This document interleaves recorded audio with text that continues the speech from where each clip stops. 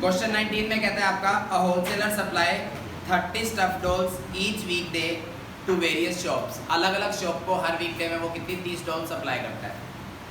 कहता है dolls are purchase from the manufacture in lot of 120 each, 1200 रुपये पर लॉट। 120 डॉल्स का लॉट आता है, सेट आता है, 1200 रुपये का पड़ता है, यानी 10 रुपये की एक डॉल पड़ेगी मुझे। कहता है एवरी ऑर्डर इंकर है handling charges of 60 rupees plus freight of 250। 60 रुपये उसका हैंडलिंग चार्जेस, 250 रुपये उसका क्या है फ्रेट चार्जेस। तो टोटल ऑर्डरिंग कॉस्ट कितना हो गया 310 रुपये।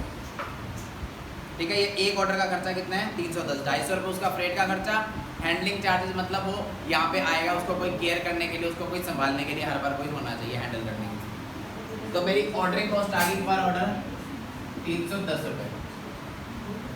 क्लियर है भाई, 250 रुपये फ्रेट का, 60 रुपये आपका हैंडलिंग का। कहता multiple and fraction lots also can be order. आप 1200 की जगह कम का भी ऑर्डर कर सकते हो। ठीक है, मल्टीपल भी कर सकते हो, जितना ज़्यादा भी कर सकते हो, उसके फ्रैक्शन में भी ऑर्डर कर सकते हो, आपकी मर्जी। And all orders are filled the next day, अगले दिन में ऑर्डर आ जाते हैं, एक ही दिन का लीड टाइम है। इंक्रीमेंटल कॉस्ट है 60 पैसे per year to store a doll in the inventory. Carry cost 60 पैसे दी हुई है, पर एनम दी हुई है, बोलो भी पर ईयर बोली हुई है, और पर यूनिट बोली हुई है पर यूनिट। तो मुझे कुछ भी नहीं करना, उसने 60 पैसे कहा हुआ कि पर एनम की कॉस्ट है और 1 डॉल की है, तो पर एनम पर यूनिट कर रखा है, सी मेरा वही होता है 60 पैसे per annum per unit. Clear है, तो आपको यहाँ कुछ नहीं करना। कहता है होलसेलर फाइनेंस करता है inventory bye paying it's holding company 2% monthly for borrowed funds. उसके लिए पैसा भी वो क्या करेगा, बोरो करके लाएगा, जो वो 2% मंथली है, महीने का 2%, तो साल का 24%। ठीक है भाई, ये भी आपका कैरी कॉस्ट का बात है। जो मेरा इंटरेस्ट होता है वो भी किसका पार्ट होता है, कैरी कॉस्ट का। तो एक कैरी कॉस्ट 60 पैसे पर एनम पर यूनिट दे रखी है, दूसरी कैरी कॉस्ट क्या दी हुई है 2%। मंथली है एनुअली, मंथली मुझे क्या चाहिए एनुअल, तो मल्टीप्लाई एनुअल हो गया। अब 1 यूनिट में चाहिए, तो 1 यूनिट कितना रुपए की है 10 रुपये। इन दोनों को जोड़ दो, कितनी आ गई कैरी कॉस्ट 3 रुपये आ गई। 60 पैसे इसका था, 2 रुपये 40 पैसे इसका आ जाएगा, तो 3 रुपये आ गया। अज्यूम करना है कितने आपके वीकडेज है 250 है। ठीक है, क्योंकि वो सैटरडे संडे ऑफ है, तो 250 वीकडे बचेगा। पहला है how much doll should be ordered at a time, कि आपकी टोटल इन्वेंट्री कॉस्ट मिनिमम है। मतलब क्या पूछ रहा है ईओक्यू। कहता है कि कितनी ऑर्डर करूं, कितनी ऑर्डर करूं, मतलब ईओक्यू की टोटल कॉस्ट क्या है मिनिमम। तो पहले का उसने पूछा है ईओक्यू, सिंपल है 2।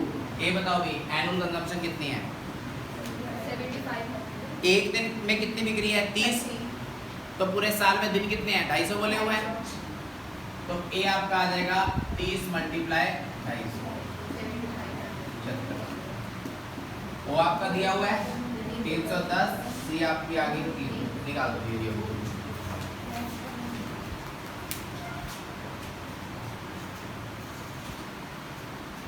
कितना आएगा 1200। ठीक है, इतने डॉल्स मेरी ईओक्यू हर बार ऑर्डर होनी चाहिए। फिर वो कहता है सेकंड आपका कितना फ्रीक्वेंट आप ऑर्डर करोगे, पूरे साल में कितनी चाहिए 7500, एक बार में मंगाओगे 1245, तो कितना कितना टाइम पे आ रही है। नंबर ऑफ ऑर्डर कितने हैं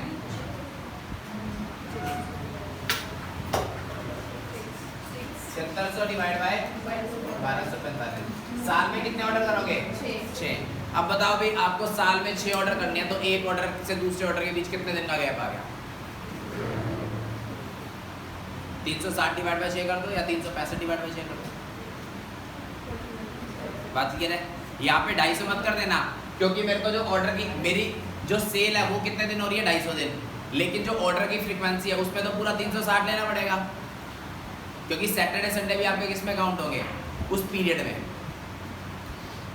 यहाँ पे समझ आया, मैंने 360 को 6 से डिवाइड क्यों किया, 250 क्यों नहीं किया, बोलो भाई 250 आपका क्या था 250 वीक पे आपकी सेल होगी, लेकिन एक्चुअल में जो आपके काउंट होंगे वो क्या होंगे 360 दिन ही काउंट होंगे। क्लियर है? क्योंकि उसने पूछा कितने दिन पे ऑर्डर करते हो। आपकी अगर बीच में सैटरडे संडे छुट्टी है तो फ्राइडे के बाद अगला दिन मंडे नहीं है, फ्राइडे के बाद 3 दिन बाद ही आएगा मंडे, तो वो 360 ही रहोगे वहाँ पे। बोलो भी, क्लियर है जिसका डाउट था? हाँ 365 भी ले सकते हो, 360 ले लो, 365 बस 250 बनते हैं।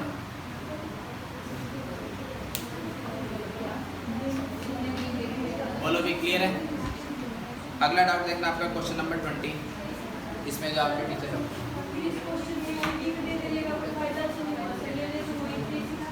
ये 250 बताना था ना, इसके लिए लिया वीक डे आपका, कहाँ गया?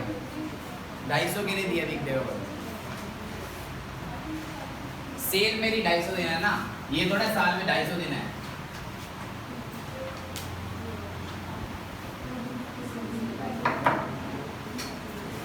क्वेश्चन नंबर देखो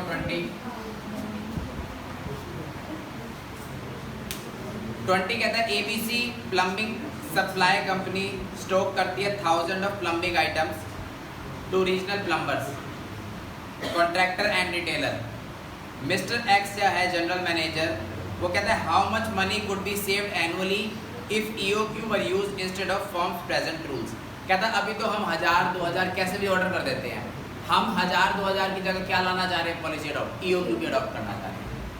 तो अगर आप अपनी मनमर्जी की जगह ईओक्यू से चलोगे तो आपको कितना फ़ायदा होगा, वो ये पूछना चाह रहे हैं। और ये हमने ऑलरेडी चेक कर लिया कि जब आप ईओक्यू पे करोगे फ़ायदा तो होता है, मिनिमम कॉस्ट तो आएगी। तो कहता है ईओक्यू से बताओ कितनी आती है।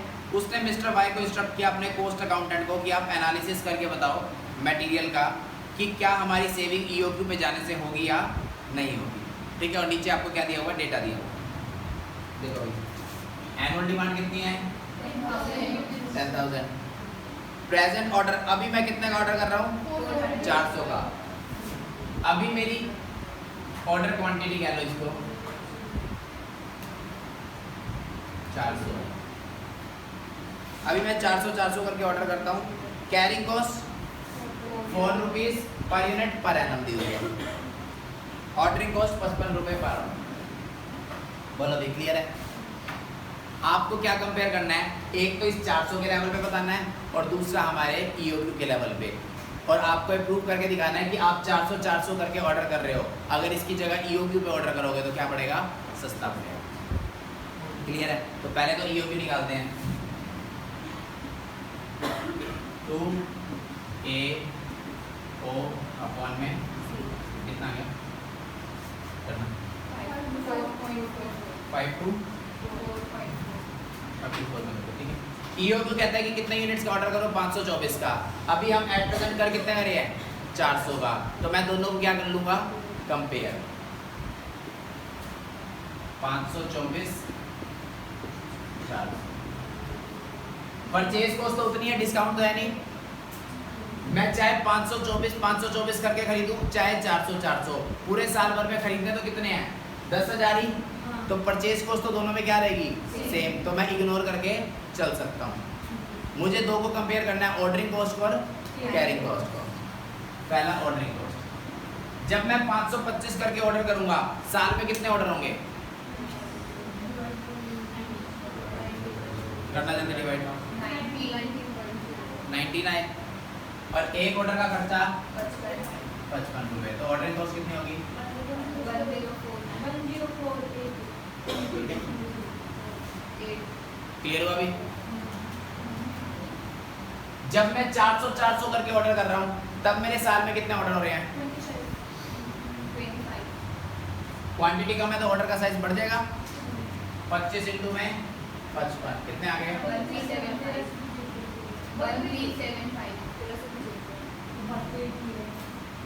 Carrying cost. अगली आपकी अभी कैरिंग कॉस्ट। कैरिंग कॉस्ट देखो 4 रुपये पर यूनिट पर एनम है। ठीक है, ईओक्यू डिवाइड बाय 2 कर दोगे।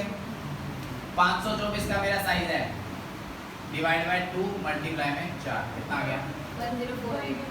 मैंने आपको बताया था क्या आएगा? दोनों सेम। और यहाँ पे क्या करोगे? 400 डिवाइड बाय 2 मल्टीप्लाई में 4 कितना आ गया? 800। ये टोटल कितना है? और ये टोटल 2175। ये वाला और ये वाला 2098। आपकी कॉस्ट जो है वो क्या आ रही है, कम। ईओक्यू लेवल में मैं चलूंगा तो मैंने प्रूव कर दिया कि मेरी कॉस्ट क्या आएगी, कम। ये आपका नॉर्मल अब तक का हुआ क्वेश्चन था, इसमें कुछ नया नहीं। अब कंसेप्ट समझो क्या समझना है। एक आपका कंसेप्ट आता है टोटल रेलेवेंट कॉस्ट का, ऑर्डरी कॉस्ट प्लस कैरिंग कॉस्ट, इसको मैं बोलता हूँ रेलेवेंट। रेलेवेंट कॉस्ट क्या होती है? रेलेवेंट कॉस्ट मींस जो आपके डिसीजन लेने के लिए रेलेवेंट है। पीछे बातें नहीं भी। रेलेवेंट कॉस्ट मतलब वो कॉस्ट जो आपके डिसीजन लेने के लिए रेलेवेंट है। तो जो cost each and every alternative में अलग अलग आएगी, मैं उसको क्या बोलता हूँ, रेलेवेंट कॉस्ट। मतलब मैं ये काम करूंगा तो ये खर्चा इतना है, ये काम करूंगा तो खर्चा इतना है। तो जो कॉस्ट दो ऑल्टरनेटिव पे अलग अलग आ रही है, मतलब वो मेरे डिसीजन के लिए क्या है, रेलेवेंट। बात समझ आई? रेलेवेंट कॉस्ट मींस वो कॉस्ट जो आपके हर ऑल्टरनेटिव में डिफरेंट आएगी और आपके डिसीजन लेने के लिए रेलेवेंट है। तो ये कॉस्ट मेरे दोनों में अलग है, ये भी दोनों में क्या है, अलग। तो जो कॉस्ट हर ऑल्टरनेटिव में अलग है यानी मेरे डिसीजन में काम आएगी, मैं उसको क्या बोलता हूँ, रेलेवेंट। बात क्लियर है? अब आपको पता है कि जब आप रेलेवेंट कॉस्ट निकालते हैं दोनों क्या आएगी, सेम। तो इसका एक डायरेक्ट शॉर्टकट फॉर्मूला भी है, रेलेवेंट कॉस्ट इक्वल टू, जब ईओक्यू लेवल की बात हो रही है, 2AOC को डिवाइड करने की जगह क्या कर दो, मल्टीप्लाई। ईओक्यू निकालते हुए मैं सी को डिवाइड करता हूँ, यहाँ पे मैं सी को क्या कर दूंगा, मल्टीप्लाई। एक बार निकालना जल्दी से।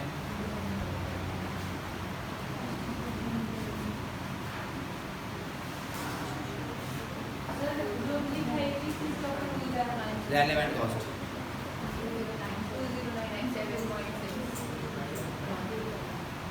कितना है? 2097.6 भैया आपका आ जाएगा 209। बात समझ में आई? तो जब मेरे को रेलेवेंट कॉस्ट निकालनी है मैं ऐसे भी निकाल सकता हूँ, या फिर मान लो डेटा कंप्लीट नहीं है तो मैं डायरेक्ट ये फॉर्मूला भी लगा सकता हूँ। बात क्लियर है? नोट करो जल्दी, हेडिंग डालो relevant cost.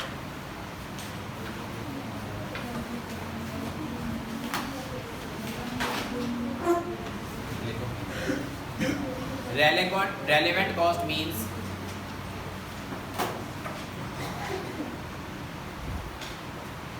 relevant cost means the cost which are relevant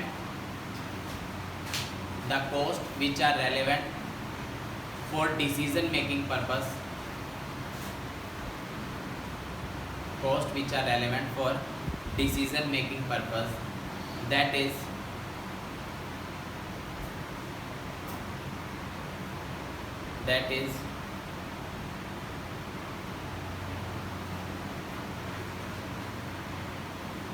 cost which are different in each and every alternative,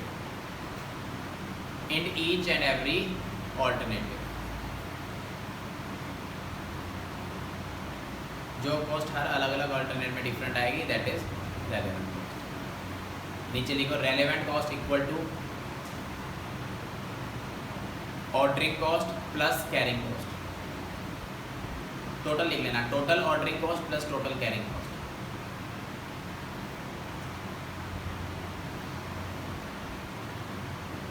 एक फॉर्मूला और लिखो, रेलेवेंट कॉस्ट ब्रैकेट में लिखना at EOQ level, relevant cost at EOQ level, under root के अंदर आपका 2AOC।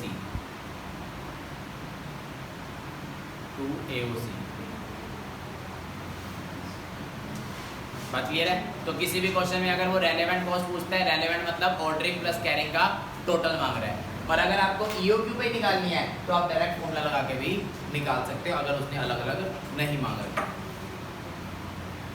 बात clear है? आप ऐसे करके भी दिखा सकते हो रेलेवेंट कॉस्ट, ऐसे भी करके दिखा सकते हो, लेकिन ये ऑल्टरनेट सिर्फ कब चलेगा, ईओक्यू पे।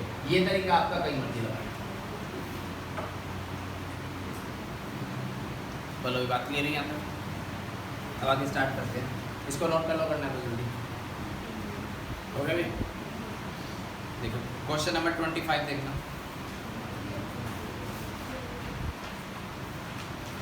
क्वेश्चन 25 देखो।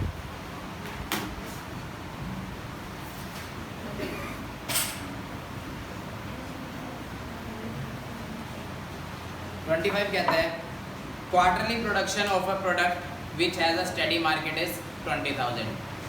एक प्रोडक्ट है, उसकी क्वार्टरली प्रोडक्शन कितनी है 20,000, तो एनुअल कितनी होगी 20,000 इंटू, ठीक है 20,000 एक क्वार्टर की दी हुई है, मैंने एनुअल कर दी 80,000। कहता each unit of a product requires 0.5 kg of raw material. एक यूनिट प्रोडक्ट बनाने में कितना रॉ मटेरियल लगेगा, आधा kilo. Cost of placing one order, ठीक है। अब एक चीज देखो, मेरे जो 20,000 दी हुई है ये मेरे आउटपुट यानी प्रोडक्ट की कॉस्ट है, प्रोडक्ट की रिक्वायरमेंट है या रॉ मटेरियल की रिक्वायरमेंट है? लाइन ध्यान से पढ़ के बताओ। प्रोडक्ट की, वो कह रहा है आपकी प्रोडक्शन जो है वो कितनी है 20,000, मेरा फाइनल प्रोडक्ट 20,000 बिकता है एक क्वार्टर में, तो मेरा फाइनल प्रोडक्ट पूरे साल में कितना बिकेगा 80,000। तो 80,000 प्रोडक्ट के लिए रॉ मटेरियल कितना चाहिए, ये आपका प्रोडक्ट रिक्वायरमेंट हो गया, और रॉ मटेरियल रिक्वायरमेंट कितनी हुई 80,000 बनेंगे साल में, एक बनाने में आधा किलो 40,000 kg। ये आपका था यूनिट्स, ये आपका आ गया इनपुट, ये आउटपुट है, ये क्या है इनपुट। अब ए यानी एनुअल रिक्वायरमेंट क्या होता है, एनुअल कंजम्पशन आपका आउटपुट का या इनपुट का, किसकी बात करते हो? चैप्टर किसका है ये मटेरियल का, तो किसकी बात करोगे इनपुट की हमेशा। रॉ मटेरियल यानी ए का मतलब होता है आपकी रॉ मटेरियल की रिक्वायरमेंट, तो उसने फाइनल प्रोडक्ट की दी हुई है, मैंने उसको किस में कन्वर्ट कर दिया रॉ मटेरियल में, ठीक है, क्योंकि आपका मटेरियल का चैप्टर है, मटेरियल के ऊपर लगा रहे हैं। आगे एक ऑर्डर को प्लेस करने का खर्चा कितना है 100 रुपये, ऑर्डरिंग कॉस्ट 100 रुपये पर ऑर्डर, कैरिंग कॉस्ट 2 रुपये पर एनम, लीड टाइम कितने दिन का है 36 दिन का, lead time 36 days, stock safety 1000 kg, stock safety 1000 kilo. Company negotiate कर रही है, नीचे आपका डिस्काउंट स्ट्रक्चर दिया हुआ है, कंपनी ने नेगोशिएट किया सप्लायर के साथ, उसने ये बताया, उसने कहा अगर आप 6-6 हज़ार करके लोगे, ऑर्डर क्वांटिटी 6,000 से कम होगी, तो मैं कुछ भी डिस्काउंट नहीं दूंगा। क्लियर है? सबसे पहले तो एक काम करो, ईओ क्यों निकाल सकते हो, ईओ क्यों निकाल के दो,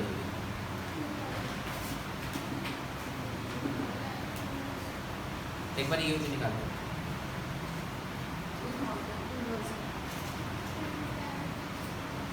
कितना आ गया 2,000, ठीक है क्लियर है। एक रीऑर्डर लेवल निकाल सकते हो, रीऑर्डर लेवल निकाल के दो, एक बार जो जो चीजें आप निकाल सकते हैं वो निकाल लो, फिर क्वेश्चन आगे बढ़ेंगे। 1000 स्टॉक सेफ्टी भी है, ध्यान रखना नए वाला फॉर्मूला लगेगा जो कल किया था।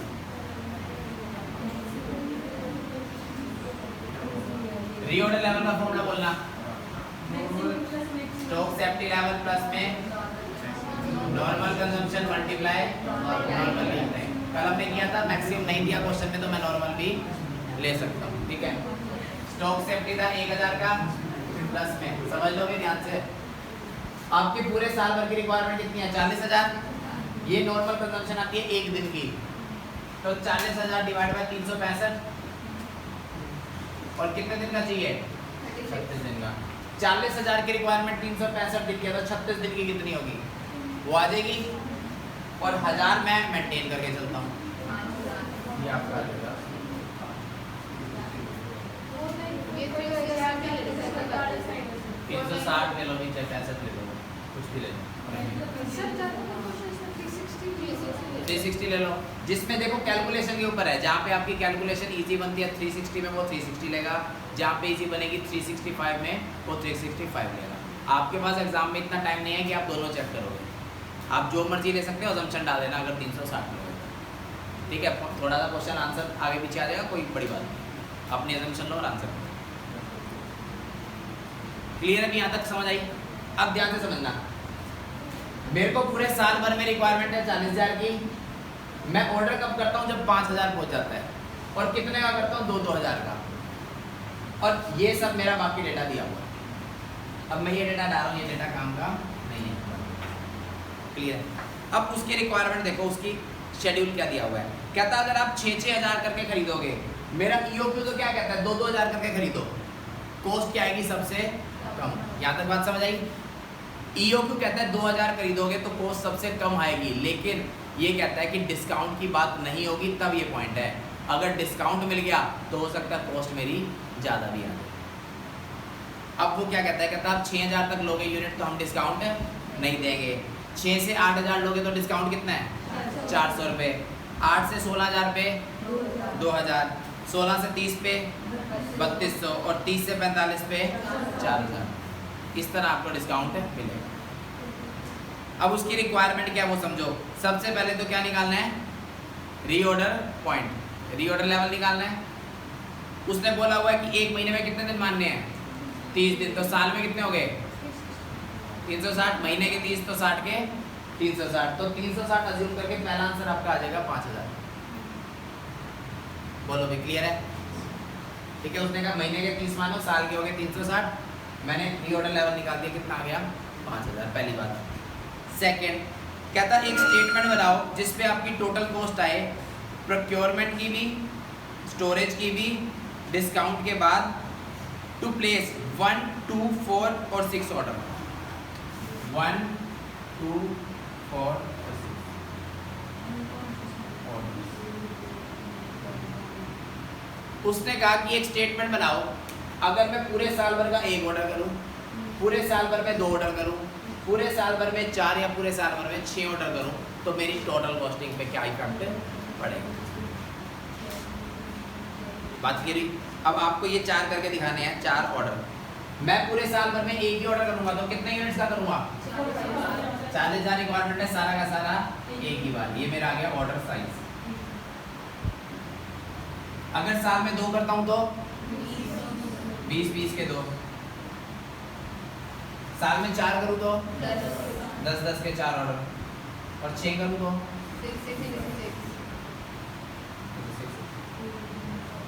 6666 यूनिट के 6 ऑर्डर करूंगा, मेरा 40,000।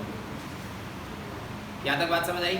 उसने कहा था 4 लेवल पे चेक करना है। सबसे पहले मैंने क्या निकाल दिया, चारों का ऑर्डर साइज की कितने कितने मैं ऑर्डर करूंगा। अब इन चारों पे मैंने आपको बताया था 3 कॉस्ट होती है। पहली purchase, second ordering cost, third. आप तीनों का क्या करोगे, कैलकुलेट इन चारों लेवल पे, और टोटल में जो भी मिनिमम आएगा वो मैं क्या कर दूंगा सजेस्ट, वो मैं कर दूंगा रिकमेंड। बात समझ में आई? स्टार्ट करते हैं। देखो पहले में आपका ऑर्डर साइज 40,000 है, परचेज कॉस्ट कितनी होगी, परचेज प्राइस दिया हुआ है,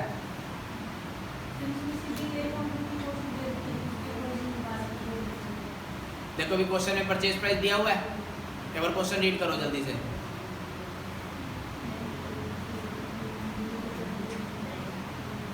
परचेज प्राइस नहीं दिया हुआ तो मैं 40,000 को किससे मल्टीप्लाई करूं मुझे नहीं पता।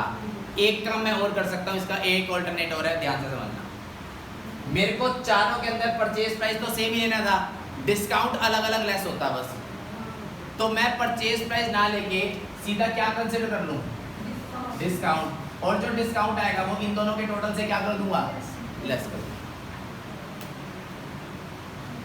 बात समझ आई? मान लो 1 रुपए का यूनिट था तो मैं 40,000 मल्टीप्लाई 40,000 रुपए लेता, माइनस क्या करता डिस्काउंट। यहाँ पे भी 40,000 मल्टीप्लाई 40,000 माइनस इसका डिस्काउंट, ऐसे ही करता।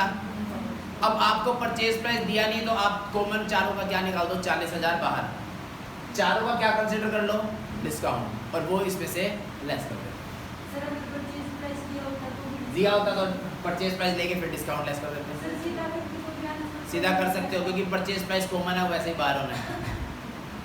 परचेज प्राइस तो आपका चार ऑल्टरनेट में सेम है ना, तो उसको कंसिडर चाहे करो चाहे ना करो, फर्क नहीं पड़ेगा। बात क्लियर है अभी? अब देखो मैं 40,000 का ऑर्डर करता हूँ, कितना डिस्काउंट है वो टेबल आपको दिया उसमें देखो लास्ट लैब में आ जाएगा। 40,000 का ऑर्डर करोगे तो 4,000 का डिस्काउंट, ये माइनस लगा रहा हूँ यहाँ पे। 20,000 का ऑर्डर करोगे तो 3200 का डिस्काउंट। 10-10 करके ऑर्डर करोगे तो 2000 का डिस्काउंट, और 6666 करके ऑर्डर करोगे तो कितने का? 400। यहाँ तक बात समझ आई? अब निकालनी है ऑर्डरिंग कॉस्ट। ऑर्डरिंग कॉस्ट का फॉर्मूला बोलो, O multiply number of order. एक ऑर्डर की कॉस्ट दी हुई है क्वेश्चन में, कितनी थी? 100 रुपये। ऑर्डर कितना है? एक ही, तो टोटल खर्चा 100। यहाँ पे 2 ऑर्डर तो खर्चा 4 ऑर्डर पे खर्चा 6 पे। क्लियर? अब आते हैं आपका कैरिंग कॉस्ट पे। स्टॉक सेफ्टी लेवल दिया हुआ है क्वेश्चन में, ठीक है, तो उसके हिसाब से ध्यान से करना। जब आपको स्टॉक सेफ्टी लेवल दिया होता है तो कैरिंग कॉस्ट का फॉर्मूला क्या है? C मल्टीप्लाई में EOQ डिवाइड बाय 2 प्लस में, यही किया था कल। अब यहाँ पे EOQ मैं नहीं बोल सकता क्योंकि आपका ऑर्डर साइज अलग है, तो यहाँ पे EOQ की जगह क्या बोल लो? Order quantity. क्लियर है? जब मैं क्वेश्चन EOQ पे कर रहा हूँ तो EOQ, जब मैं किसी और क्वांटिटी पे कर रहा हूँ तो मेरा वो क्वांटिटी है। तो पहले वाले केस में ऑर्डर क्वांटिटी कितनी है? 40,000। पुट करके निकालना वैल्यू।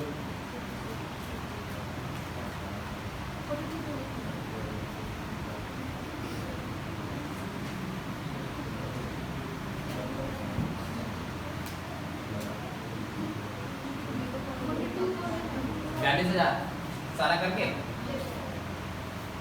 आगे भी 42,000। 40 C आपका कितना है? 2 रुपये। 40,000 डिवाइड बाय 2 20,000 प्लस 1 21,000, तो 21 इंटू 2। क्लियर है? सेकंड कार्ड फोल्ड करके दो जल्दी। सर इसमें 40,000 दे रखा है, स्टॉक सेफ्टी लेवल अलग भी कहीं एडजस्ट नहीं है। कॉमन निकलेगी, वैसे भी इसने कॉमन निकाल रखी है, आप कंसीडर कर लो, आंसर में फर्क नहीं पड़ेगा। कॉमन तो है ना, स्टॉक सेफ्टी तो हर लेवल पे आ रहा है, तो उसने कॉमन कर दिया होगा, कोई दिक्कत नहीं, आप करो, आपका आंसर आ जाएगा।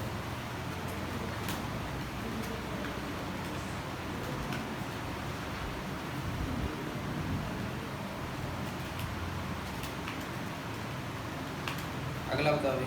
मेरी 2,000 ठीक है, वो 2,000 आपका सबका आएगा। अगला 12,000 अगला 8,666 बोलो भैया, तक समझाया? अच्छा, एक चीज का ध्यान रखना, क्वेश्चन में इसने क्या किया है, क्योंकि स्टॉक सेफ्टी लेवल मेरे को सब में मेंटेन करना है, तो 1000 मल्टीप्लाई 2 2000 सब में बाहर कर रखा है, क्योंकि वो कॉमन है। आप उसको कंसिडर कर भी सकते हो, चाहो तो कॉमन निकाल के बाहर भी कर सकते हो, क्योंकि 2000 का खर्चा यहाँ भी है, यहाँ भी है, यहाँ भी है और यहाँ भी है। 1000 स्टॉक सेफ्टी मल्टीप्लाई 2 रुपये क्या है। क्लियर है? इसने उसको बाहर निकाल रखा है, आप चाहो तो कंसिडर कर लो, आंसर में फर्क नहीं पड़ेगा। क्लियर है भाई? अब ordering cost plus carrying cost minus discount, total आ जाएगा चारों का, जिसका भी मिनिमम होगा वो मैं क्या कर लूंगा, प्रेफर। बात समझ में आ गई?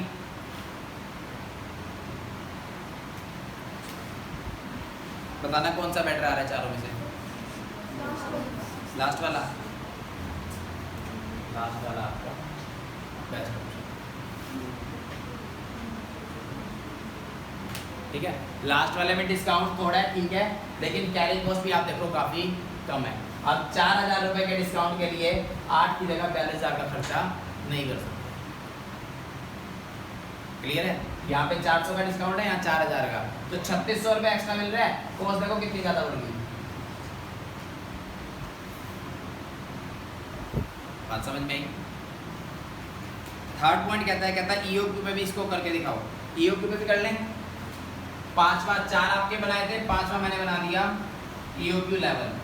बताओ भाई, EOQ में नंबर ऑफ ऑर्डर कितने आएंगे?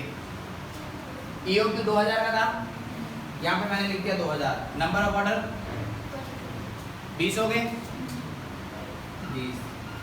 डिस्काउंट कुछ मिलेगा? नहीं मिलेगा। ऑर्डरिंग कॉस्ट कितनी? 2000। कैरिंग कॉस्ट निकालना, अब आपकी 2000 नहीं आएगी,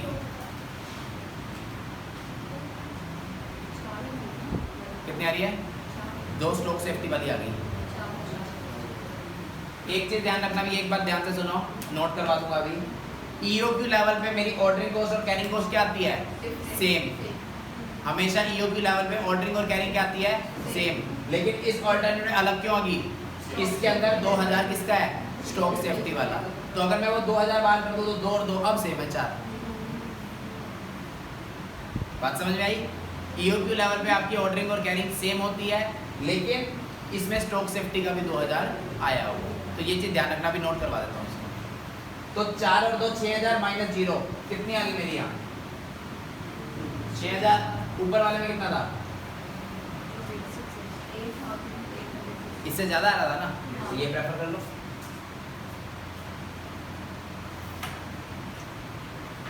क्लियर है? अब एक तो पहले पॉइंट नोट कर लो, फिर क्वेश्चन नोट करना। पहला पॉइंट लिखो, नोट डाल के कर दो, नोट करके स्टार बना, नोट बना आपका।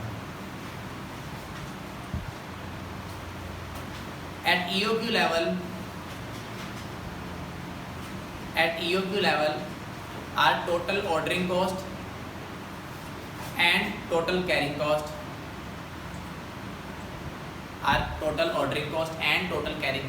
will always be same.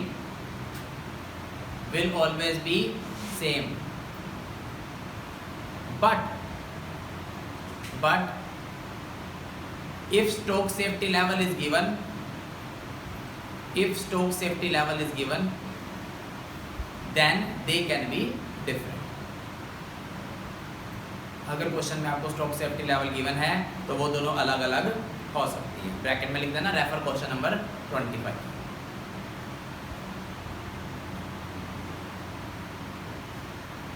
Clear है? अभी यहाँ पे आपकी 2000 सेम आती है, लेकिन स्टॉक सेफ्टी था तो 2 की जगह क्या आई? 4। तो ये तब अलग हो सकती है, कंफ्यूज मत होना। स्टॉक सेफ्टी होगा तो दोनों चीज़ें अलग आ सकती है। सेकेंड नोट डालो,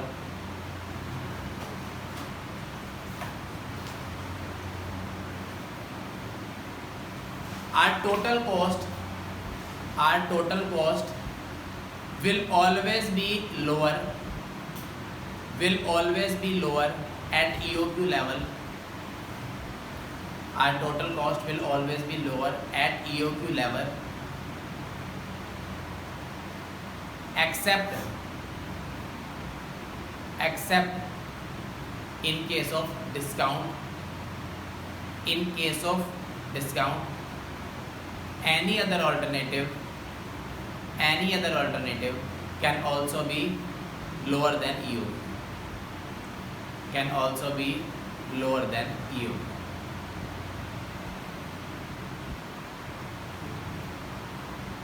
ठीक है? हमारी टोटल कॉस्ट हमेशा EOQ पे कम आएगी, लेकिन अगर क्वेश्चन में डिस्काउंट दिया हुआ है तो कोई और लेवल भी कम कॉस्ट ला सकता है। डिस्काउंट की वजह से किसी और क्वेश्चन में कम आ सकती है। डिस्काउंट नहीं है, फिर हमेशा किसकी कम आएगी? EOQ। क्लियर है यहाँ तक?